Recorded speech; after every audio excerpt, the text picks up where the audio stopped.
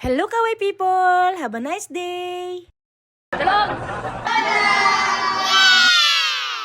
Start na ng Golden Week dito sa Japan. Kaya ito nakalabas kami ng Chubu. Pupunta nga po pala kami ngayong araw na to sa Ibaraki. At dumaan po kami dito sa Tokyo. Ang hirap po talaga pag hindi ka sanay sa daan. Nakakalito po dito sa Tokyo, ang dami po mga pasikot-sikot. Lalo na po dito sa expressway, nakakatakot po mag-drive. Ang dami rin kasi mga sasakyan ngayong araw na to. Kaya nagpahinga po muna kami. At si Ate at si Eiko nga gusto pang mag-picture doon sa mascot. In 600 meters, take the exit on the left. Nandiyan ka? Ang gojikan? 5 hours? 5 hours tayo. Grabe, 5 hours kami. At pagkalipas nga po ng kulang-kulang na 5 oras na biyahe, nandito na po kami sa Oshiko. Pupuntahan po kasi namin dito sa Oshiko yung isang Philippine restaurant na napanood ko po sa TikTok na sobrang sarap daw po at sobrang elegante po ng place nila. Kaya po naengganyo akong punta hanggang dito sa Ibaraki. At kasama din po namin ngayon yung mga ibang Chubu vloggers. Dito nga po pala yung Oshiko train station. Nasa harap lang po nila yung Philippine restaurant. At dito nga po pala kami pupunta sa Lola. Parang naengganyo po kaming lahat na pumunta sa Lola. Kasi yung napanood po namin sa TikTok, sobrang ganda po talaga ng place nila. At parang ang sasarap talaga ng mga pagkain. Medyo nalito po kami sa floor na pupuntahan namin, pero third floor po sila. Yung pong air floor is pinaka-company po nila. Open sesame. Bango. Totoo nga po yung balita at totoo rin po yung napapanood ko sa TikTok na sobrang elegant po ng place na to. Overwhelming po. At tingnan nyo, upuan pa lang maala senyorita ang dating. Marami rin sila post naman ngayong araw na to at nakilala nga po kami nung iba, napapanood na po kami sa TikTok.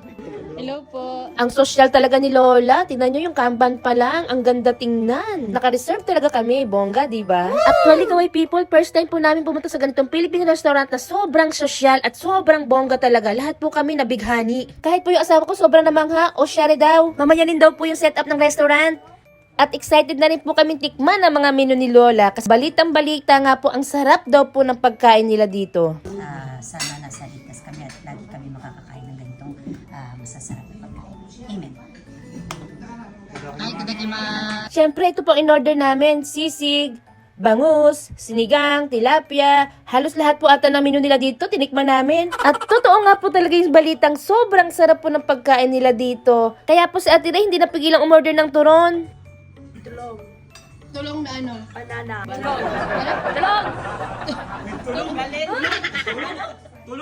Uy, nililito nyo naman si Ate Tulon.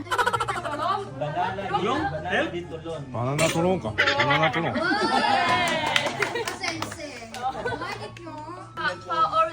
Pa-order po. 違うやん Banana de tulog.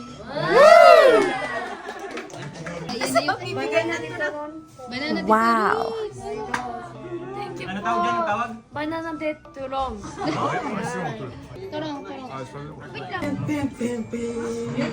Kinju siya kasi binibidyo. Hindi, hindi. Dami na video, nakakain na siya ng tulon niya. Masaya? Thank you so much po talaga, Lola, lalo na po sa chef nyo sa pagluluto po ng masasarap na Pilipinong pagkain. Maraming salamat!